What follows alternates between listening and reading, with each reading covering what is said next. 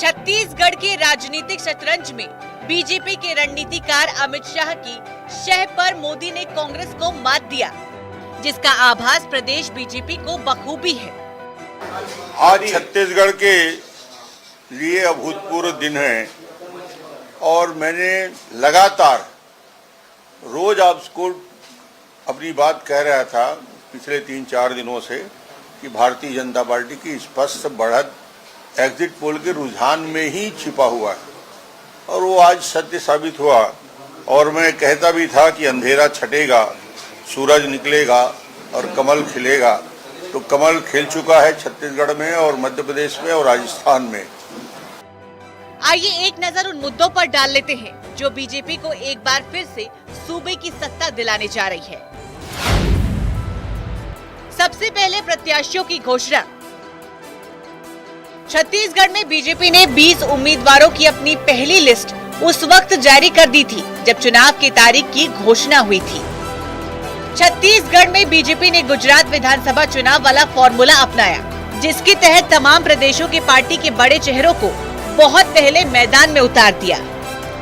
UP, Bihar, Jharkhand, Maharashtra और गुजरात के रणनीतिकारों को 20-20 दिन का टास्क देकर छत्तीसगढ़ के कोने कोने में भेज दिया। बीच बीच में अमित शाह और जेपी नड्डा इन सभी क्षेत्रीय दिग्गजों से फीडबैक लेते रहे। उसी के आधार पर पार्टी ने प्रदेश में अपने चेहरों और चुनावी मुद्दे तय किए। महतारी वंदन योजना।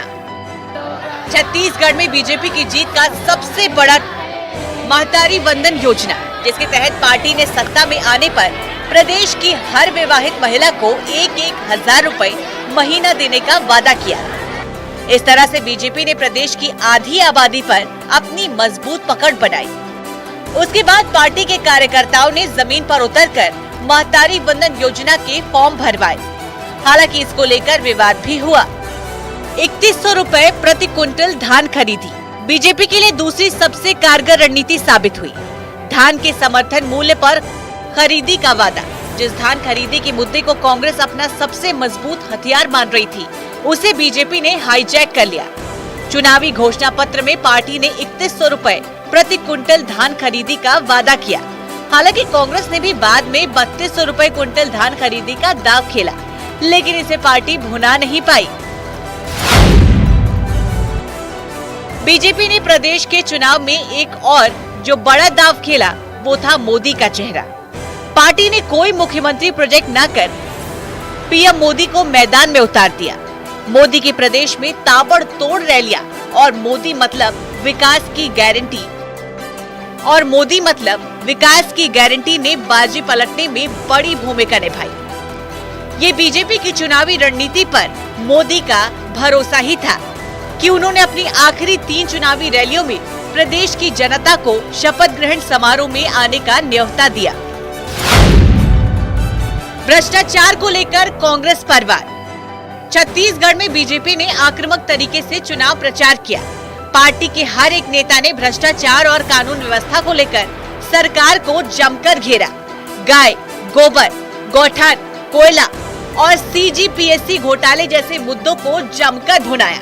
इस तरह से पार्टी ने प्रदेश की महिलाओं, आदिवासी, किसान, युवाओं को अपने पाले में किया और इस तरह से चुनावी बाजी पलट दी। Bureau report, news 18। और छत्तीसगढ़ में बीजेपी की जीत के लिए पार्टी की रणनीति और प्रमुख मुद्दों के अलावा कुछ और चुनावी वादे रहे, जिसने बीजेपी को एक बार फिर से सूबे की सत्ता दिलाई है।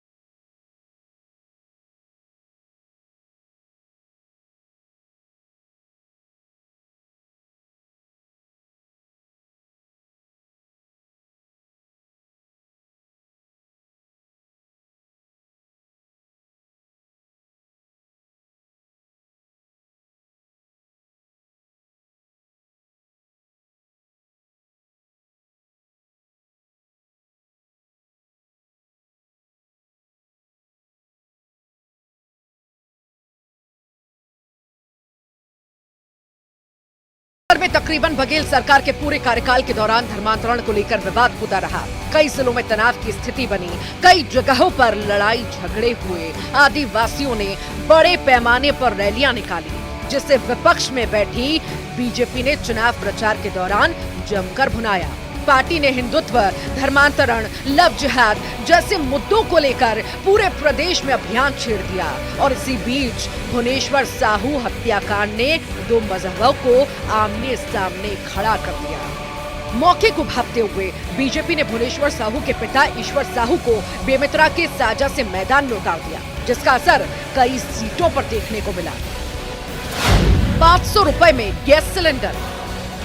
महतारी वंदन योजना के अलावा 500 रुपए में गैस सिलेंडर के वादे ने भी बीजेपी को काफी फायदा पहुंचाया।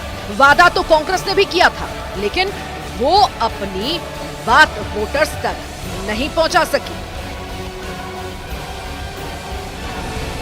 भ्रष्टाचार के तमाम मुद्दों के साथ बीजेपी ने महादेव सट्टा ऐप को लेकर भी कांग्रेस सरकार को कटघरे में खड़ा कर दिया। इसे चुनावी मुद्दा बनाया। इसके अलावा शराब और डीएमएफ घोटाले को लेकर भी बीजेपी वोटरों के बीच अपना असर छोड़ने में कामयाब रही। कांग्रेस का अंतर्कलह ले डूबा। छत्तीसगढ़ में साल 2018 में कांग्रेस की सरकार बनने के साथ ही पार्टी में अंतर्कलह शुरू हो गई, जो चुनाव प्रचार के आखिरी दिन और नतीजे आने से पहले तक देखने को मिला।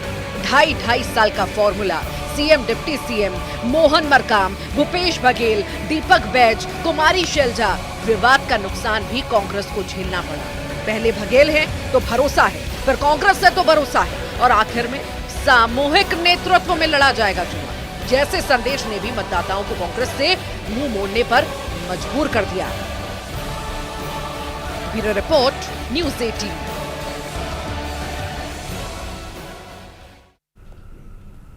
छत्तीसगढ़ में विधानसभा चुनाव के नतीजे कांग्रेस के लिए किसी सदमे से कम नहीं रहे और कांग्रेस के डिप्टी सीएम टीएस सिंहदेव के अलावा कई मंत्री चुनाव हार गए हैं।